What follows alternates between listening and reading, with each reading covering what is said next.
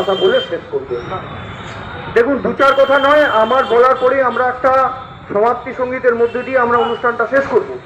কিন্তু যারা এত কষ্ট করে একটা মানসিকতা নিয়ে এসেছেন, আমরা তো প্রতিবাদী মঞ্চের তরফ থেকে এই জিনিসটাকে ক্রমাগত করার চেষ্টা করব। আমার এইটাই অনুরোধ, প্রতিবাদী মঞ্চটা আমাদের, আপনাদের প্রত্যেকেই আপনারা ব্যক্তিগতভাবে চেষ্টা করুন অন্তত একটি মানুষকে এই প্রতিবাদী মঞ্চে যুক্ত করার। একটি মানুষকে আপনারা চেষ্টা করুন এই প্রতিবাদ, তাহলে আমরা এইভাবে সংখ্যাটা বাড়াতে পারবো। আর কটা কথা আমি বলে দিই যে আমাদের কটা প্রশ্নের উত্তর চাই, আমরা কিচ্ছু চাই না। এই যে প্রতিবাদ মানে আমরা কয়েকটা প্রশ্নের আনসার চাইছি। আমাদের আনসার হচ্ছে, আমরা জানি পৃথিবীতে যে কোনো খুন হলে তার একটা মোটিভ থাকে, একটা মোটিভ থাকে। মোটিভ ছাড়া কোনো মার্ডার হয় না। আমাদের একটাই প্রশ্ন, 10 আগস্ট ওই যে মেয়েটিকে, চিকিৎসক মেয়েটিকে নির্মমভাবে প্রথমে ধর্ষণ করা হলো, ধর্ষণ করে খুন করা হলো, প্রথম প্রশ্ন কেন করা হলো? এই মার্ডারের পেছনে মোটিভটা কি, এইটা দয়া করে সিবিআই আমাদেরকে জানিয়ে দিক।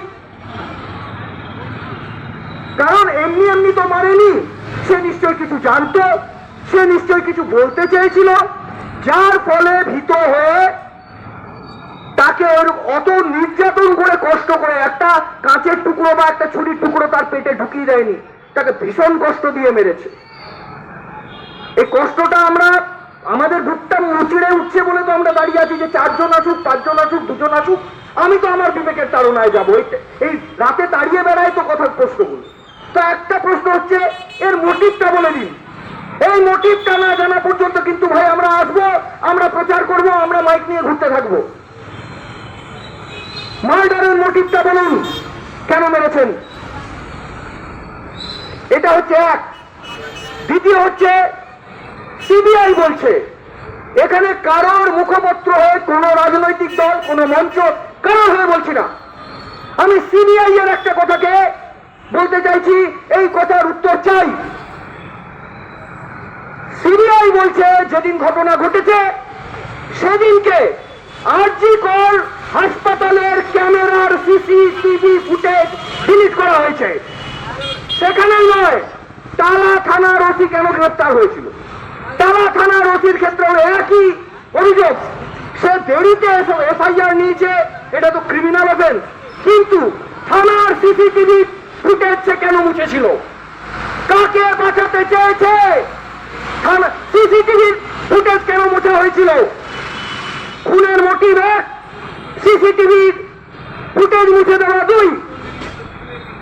তৃতীয় পয়েন্টটা যেটা আছে, সেটা বন্ধুরা আমার কথা নয়, কারণ মুখপত্র বলছি না, সিবিআই এর কথা। সিবিআই বলেছে তাদের কাছে এমন তথ্য প্রমাণ আছে যে ঘটনার দিন রাতের বেলায় কিছু প্রভাবশালী মানুষের সাথে এই মূল অভিযুক্ত সন্দীপ ঘোষ এবং টালা থানার ওসি কথা বলেছিল। তার এভিডেন্স তার কাছে আছে বলে দাবি করেছে। আমাদের একটাই প্রশ্ন, একটাই জিজ্ঞাসা, তারা কারা ভাই? তারা কারা? আমি তো বলছি না, আমি দাবি ভাই, এটা যারা তদন্ত করছে তাদের দাবি, যে সেই রাত্রে কিছু, এবং তারা এটা বলেছে, কিছু মানুষের সাথে কথা বলছে, এইভাবে বলেনি, তারা বলেছে ইনফ্লুয়েন্স পারসন, মানে প্রভাবশালী। কারা, কে? এই প্রশ্নের উত্তর চাই। যদি এই প্রশ্নগুলোর উত্তর না পাওয়া যায়, যত দিন না পাওয়া যাবে, আমরা এইভাবে কিন্তু আসবো। আরেকটা ইম্পর্টেন্ট প্রশ্ন, যে ঘটনার দিনকে, যেদিন এই ঘটনা ঘটে, নির্যাতিতা মেয়েটির যে মা মারা গেছে, তার বাবা মা বারবার করে বলেছিল আমাদেরকে মেয়ের বডি দেখতে দেওয়া হোক, আমরা আমাদের মেয়ের লাশটাকে দেখতে দিন। কেন দেখতে দেওয়া হয়নি? কেন দেখতে দেওয়া হয়নি? কি জন্য দেখতে দেওয়া হলো না?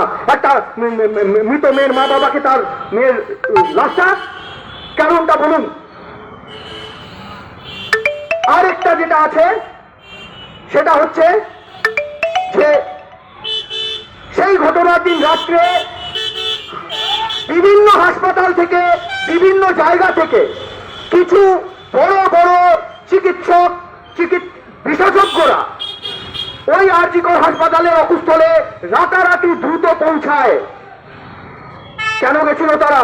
যেখানে মেয়ে, মা বাবাকে পর্যন্ত মেয়ের শরীরের সামনে যেতে দেওয়া হচ্ছে না, সেইখানে ওই যারা থ্রেড সিন্ডিকেটে অভিযুক্ত, এই থ্রেড সিন্ডিকেটের অভিযুক্ত মানুষগুলো একটা দুষ্কৃতী হামলা হলো। এটা খবরে দেখা গেছে যে সেমিনার রুমে চলো, সেমিনার রুমে চলো, তাই বলছিল। কেন বলছিল? এগুলো আমাদের একটা গণতান্ত্রিক দেশের নাগরিক হিসেবে আমাদের জানার অধিকার আছে বলে আমরা মনে করি। যদি আমি ভোট দিই, যদি ভারতবর্ষ সংবিধান আছে, আমার এটা জানতে চাওয়াটা আমার সাংবিধানিক অধিকার। আমি নাগরিক হিসেবে প্রশ্ন করছি, এর জবাব দিন। একটা সিভিক পুলিশকে ধরা হয়েছে, সে হয়তো সে জড়িত ঘটনার মধ্যে, এটা অস্বীকার করা যাচ্ছে না। কিন্তু এই ডাক্তাররাই বলছেন, যারা চিকিৎসা বিজ্ঞানটা বোঝেন, সেই ডাক্তাররা বলছেন যে এই ঘটনা একটা লোকের দ্বারা ঘটানো সম্ভব নয়। এই ঘটনা একটা লোকের দ্বারা ঘটানো সম্ভব নয়, এখানে একাধিক ব্যক্তি যুক্ত আছে, এটা ডাক্তাররা বলছে। বহু কিছু ওপেন সিক্রেট হয়ে আছে। এটার জন্য আমাদের সাধারণ মানুষরা আমরা ধুয়ে ধুয়ে চার করলে কত কিছু বুঝে যাচ্ছি। আর যেখানে এত বড় তদন্তকারী সংস্থা, এত ট্রেন্ড, তাদের ইনভেস্টিগেশনের রেঞ্জ, তারা বলতে পারছে না এটা বিশ্বাসযোগ্য? একটা সিভিক ভলেন্টিয়ারকে বাঁচানোর জন্য এত কর্মযোগ্য হচ্ছে। ডাক্তারদের সঙ্গে মুখ্যমন্ত্রীর আলোচনায় ডাক্তাররা এক দুবার অভিযুক্ত বলে নামগুলো উচ্চারণ করতে গেল, মুখ্যমন্ত্রী বললেন যে যতক্ষণ না প্রমাণিত হচ্ছে না ততক্ষণ আপনি তাদের নাম বলতে পারেন না, তাদেরকে আপনি অভিযুক্ত বলতে পারেন না। ডাক্তাররা কিন্তু তার জবাবে বলেছিলেন যে আমরা কিন্তু দোষী বলছি না, আমরা দোষী বলিনি, আমরা অভিযুক্ত বলছি। তাতেও উনি আপত্তি করলেন। তারপরে আমরা কি দেখলাম? তারপরে আমরা দেখছি যাদের নাম তোলায় সেদিন আপত্তি, সেই ডাক্তারগুলোকে বিরূপাক্ষ বিশ্বাস আর অভিক দে, এদেরকে আবার মেডিকেল কাউন্সিলে ফেরানোর চেষ্টা হচ্ছে। তারপরে মানুষরা যখন, এই ডাক্তাররাই যখন আবার প্রতিবাদে গর্জে উঠলেন, West Bengal junior doctor front, এরা আবার গর্জে উঠলো, তখন কিন্তু ওই চাপে সাময়িকভাবে আপাতত স্থগিত রেখেছে। এইটা মনে রাখবেন, এই জন্য বলছি, এই চাপটা রাখুন, এটা জল মাপছে। আমরাও একটা কথা বলি যে যতদিন না পর্যন্ত এই প্রশ্নগুলোর উত্তর না পাওয়া যাচ্ছে, যে প্রশ্নগুলো বললাম, ততদিন শুভবুদ্ধি সম্পন্ন মানুষদের সামাজিক স্বার্থে, নিজেদের স্বার্থে এই আন্দোলনটা কিন্তু চালিয়ে যাওয়া দরকার। আপনারা যারা দূর থেকেও শুনলেন, তারা এইটুকু মাথায় রাখুন যে এই প্রতিবাদী মঞ্চ, আমাদের এখানে এখন ব্যানার নিয়ে আমাদের নতুন গড়ে উঠেছে, আমরা বানাবো দ্রুত একটা ব্যানার, প্রতিবাদী নাগরিক মঞ্চ। এই মঞ্চটাকে শক্তিশালী করুন। দেখবেন ভবিষ্যতে এই মঞ্চটা আপনার একটা আধার হয়ে গেছে। যখন আপনি কোনো দিকে দিশা পাবেন না, তখন দেখবেন এই প্রতিবাদী মঞ্চে আপনি মানুষজন পাচ্ছেন যারা আপনার পাশে দাঁড়াচ্ছে। শুধু এই সামাজিক অন্যায় অবিচারের বিরুদ্ধে নয়, আমাদের ঘরে অনেক সমস্যা হয়, অসুখ বিসুখ,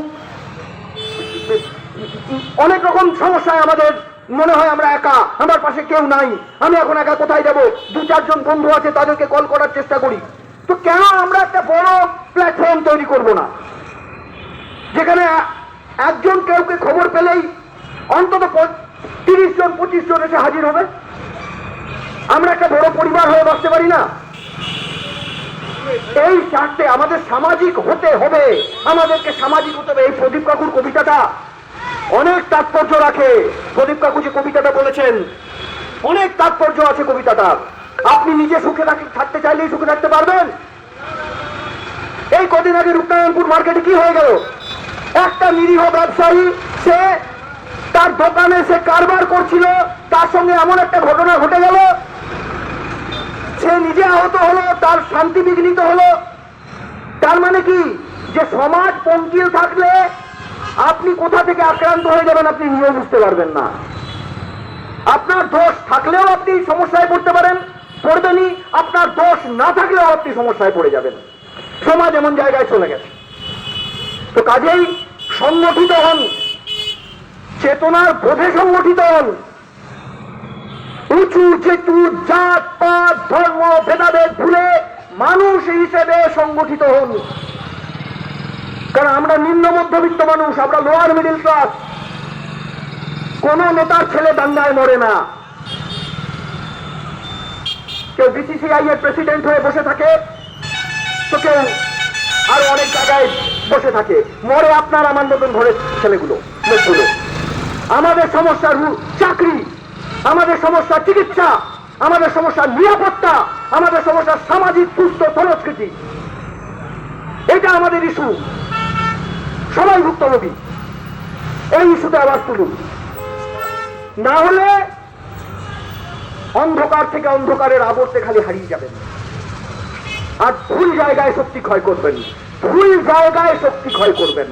মানুষ হতাশ হয়েছে, পেনাল্টি দিয়ে দিয়ে হতাশ হয়েছে। আজকে আমি আর আমাদের এই গ্রুপের একজন সদস্য শ্রীমন্ত সাই, আমরা গোটা রূপনারায়ণপুর ঘুরেছি। প্রতিবাদী নাগরিক মঞ্চের শ্রীমন্ত সাই আর আমি গোটা ঘুরেছি। আমরা 4 দিন ধরে 5 দিন ধরে ক্যাম্পেইনিং করেছি এই রূপনারায়ণপুর এলাকা। গোটা মানুষকে পেয়েছি। কেন জানেন? তার কারণ একটাই, মানুষ কাউকে বিশ্বাস হয়তো করতে পারছে না, আর মানুষের মধ্যে সেই চেতনা বোধটার জন্ম হচ্ছে না। তাহলে ভুল দিকে শক্তি ক্ষয় করবেন না। শক্তি যদি থাকে সেটাকে সঠিক জায়গায় ক্ষয় করুন, সঠিক জায়গায় কাজে লাগান। এইটুকুই বলার আছে। অনেক সময় নিয়েছি, এরপরে আমরা এখানে আমি বক্তব্য শেষ করলাম। আপনারা আসুন প্রতিবাদী মঞ্চে, আসুন আমরা ফ্রেন্ডস কম্পিউটারে প্রত্যেক দিন রবিবার বসি। আমার কথা যদি কানে যায়, এখানে আপনারা চলে আসুন, বলুন আমি হাত তুলছি, আমি আসতে চাই। ওয়েলকাম। আপনি কোন দল, কোন রাজনীতি করেন, আপনার চিন্তাধারা কি, আপনার কি করেন ব্যাপার, চলে আসুন হাত তুলে। যে সমাজের দুঃখ কষ্ট আমাকে ভাবাচ্ছে, কাঁদাচ্ছে, আমি বিচলিত বোধ করছি, আমার পরিবারকে নিয়ে, সামাজিকতাকে নিয়ে আমি আপনাদের সঙ্গে থাকতে চাই। সবাই আসুন, ওয়েলকাম।